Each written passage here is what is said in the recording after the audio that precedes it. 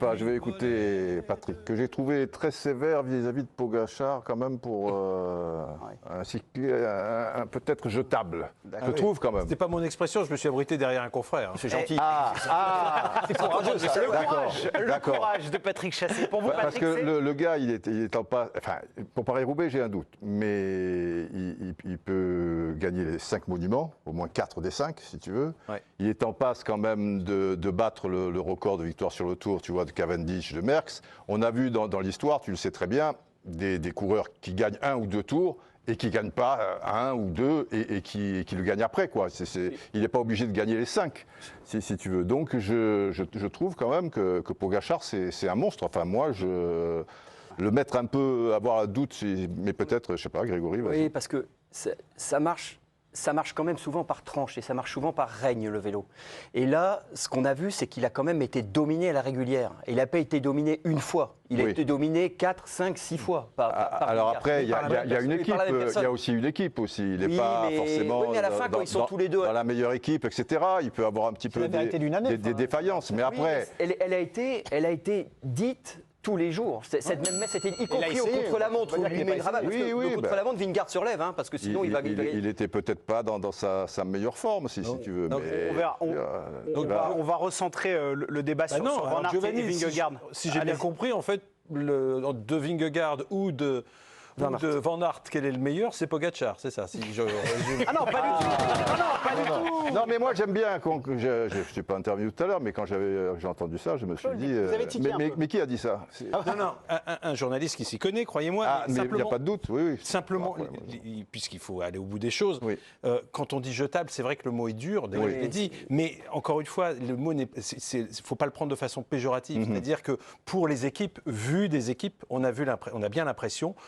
Ineos a probablement été la première à le faire. On prend un coureur, on le prend au meilleur de sa forme et après il devient soit un domestique, soit il va ailleurs, mais on ne lui accorde pas forcément une confiance dans la durée. Et c'est peut-être ce qui se produira aussi malheureusement pour Pogačar. Voilà, c'est une question pour l'instant. Voilà. Mais je crois quand même que c'est important d'essayer d'anticiper sur les changements qu'il y a dans ce vélo. D'ailleurs, Christian Prudhomme a évoqué aussi les changements. Ça ne vous intéresse pas de parler de Jonas Vingegaard et vous de Van Aert? Alors, on va en parler, allons-y.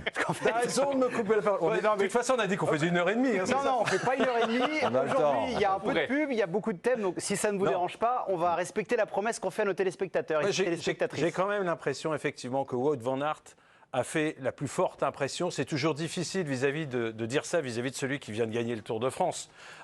Mais Wout van Aert, à chaque fois, on dit qu'il est monstrueux. À chaque fois, l'année suivante, il l'est encore davantage.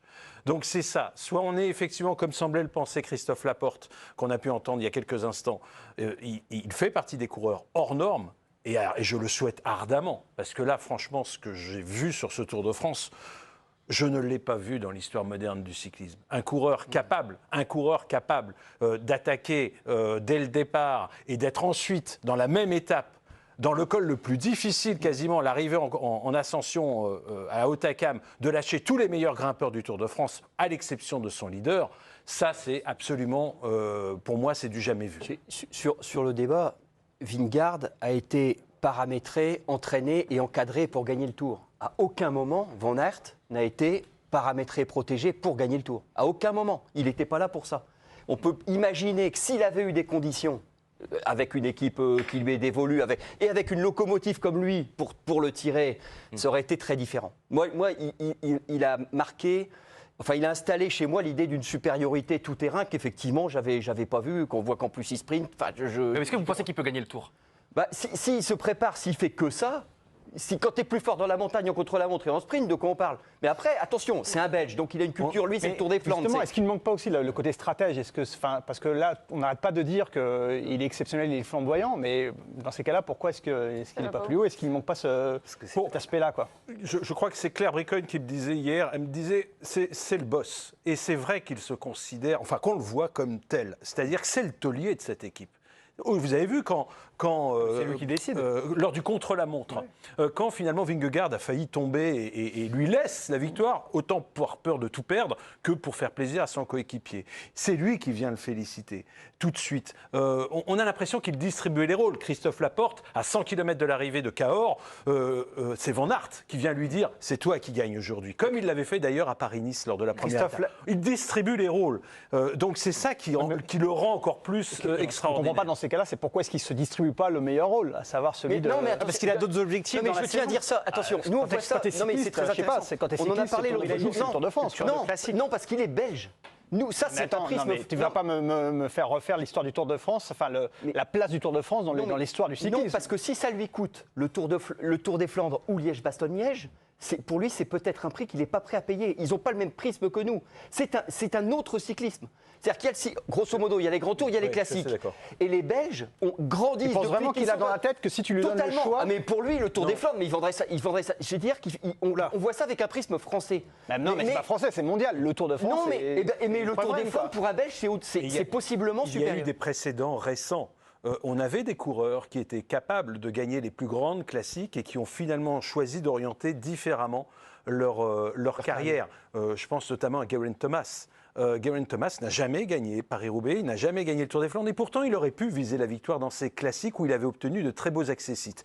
Finalement, il a donné sa préférence au Tour. Il a bien fait, il l'a gagné. Il a bien fait, il l'a gagné. Mais combien se sont cassés les dents en essayant de changer leur nature profonde pour pouvoir essayer de remporter ce qu'on leur présentait comme la plus grande course à leurs yeux. Juste Patrick, parce qu'on a évidemment parlé des performances exceptionnelles de Wout van Aert, et forcément, et je le déplore parce qu'on fait souvent des raccourcis, qui dit performance exceptionnelle, forcément un petit peu soupçon de dopage sur Van Aert. Jonas Vingegaard s'est exprimé en disant qu'il était clean. Van Aert a dit que la question, je ne dirais pas le mot, mais il a employé... voilà, merci la régie. Est-ce qu'on va être obligé d'y passer à chaque fois sur ces soupçons-là ? Moi, j'ai toujours eu le même discours, c'est-à-dire je pense que le soupçon est bénéfique. Alors, peut-être pas pour l'image du Tour de France, peut-être pas pour l'image d'une équipe cycliste, pour le sponsor qui met autant de ronds dans l'affaire. Pour moi, tant que ce sport se posera tous les ans une question, ce qui est dommage, c'est qu'elle se pose toujours à peu près au même moment. D'ailleurs, j'observe que sur ce Tour de France, on n'a pas parlé de soupçons jusqu'à cette fameuse étape de Takam où Wout van Aert, là, on a fait peut-être un peu trop pour, je dirais, un esprit rationnel comme le nôtre. Donc là, effectivement, on est obligé de se dire, mais là, attendez, c'est bien normal tout ça. Et je crois qu'en fait, ça, c'est lié à une confrontation de deux faits. Le premier fait, c'est que Wout van Aert est effectivement un champion hors du commun, en tout cas objectivement. C'est un monstre. Ça paraît monstrueux, inhumain, utilisez tous les superlatifs que vous voulez. Ça existe. Merckx, d'autres champions dans d'autres sports ont été monstrueux, etc. Ça peut arriver. Et en face de ça, vous avez une lutte antidopage qui n'attrape plus aucun coureur, alors que dans les années 2000, 2010, on n'arrivait plus à les compter tellement on en chopait. Et là, c'est quand même formidable, elle est tellement belle, cette lutte antidopage, que tous les coureurs, ça dissuade tous les coureurs de tricher apparemment, puisqu'on n'en attrape plus un seul depuis 7 ans. Ça commence à faire long.